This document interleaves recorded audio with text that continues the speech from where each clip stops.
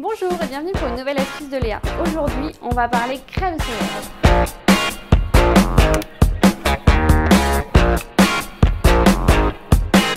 Alors les crèmes solaires, c'est super, mais même les bio comportent parfois des produits toxiques.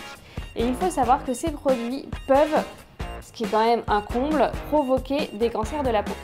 Donc, je vous propose aujourd'hui de fabriquer nous-mêmes notre crème solaire avec des produits naturels que vous trouvez très facilement. Pour ça, on va avoir besoin de 12 centilitres d'huile d'olive, 6 centilitres d'huile de coco, 15 g de cire d'abeille et 2 cuillères à soupe d'oxyde de zinc. Ce qu'il faut savoir, c'est que les 3 premiers ingrédients sont là pour faire la base de notre crème. C'est une base neutre, pour toutes les crèmes ça peut marcher. L'ingrédient principal, en fait, c'est l'oxyde de zinc. C'est celui-ci qui vient faire la protection solaire. Donc vous pouvez le moduler aussi en fonction de ce que vous voulez. Là, avec 2 cuillères à soupe d'oxyde de zinc donc dans notre mélange, on est quand même sur une protection qui est très bonne. Donc vous pouvez en enlever ou même en rajouter si vous voulez. Ensuite, si vous voulez personnaliser votre crème en rajoutant un petit côté un peu plus cosmétique, typiquement ça va être sur l'odeur surtout qu'on peut jouer, vous pouvez rajouter des huiles essentielles ou de l'extrait de pépins de pamplemousse ou des choses comme ça. Faites juste attention à ce que ce ne soit pas des produits photosensibilisants. Alors on va commencer tout simplement en mélangeant nos 3 ingrédients de base. Donc là, j'ai mon huile d'amande douce, je vais mélanger l'huile de coco dedans. Ensuite, je mets la cire d'abeille.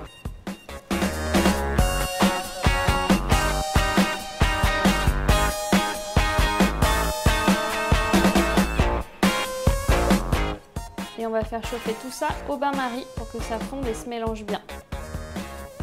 Donc j'ai fait bouillir de l'eau pour faire mon bain-marie et je mets mon mélange à l'intérieur.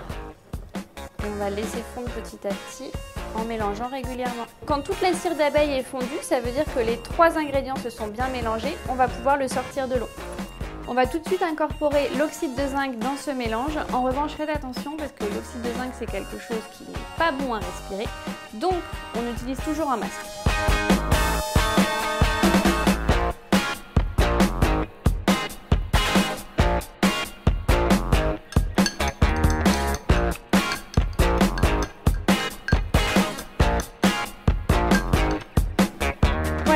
Maintenant, il n'y a plus qu'à laisser reposer.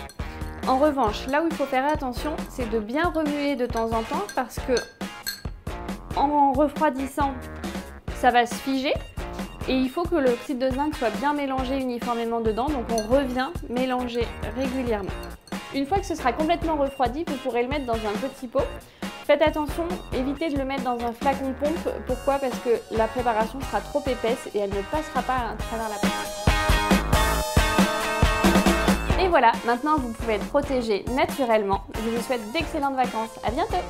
Cette vidéo vous a plu? Alors n'hésitez pas à vous abonner pour ne manquer aucune de nos astuces.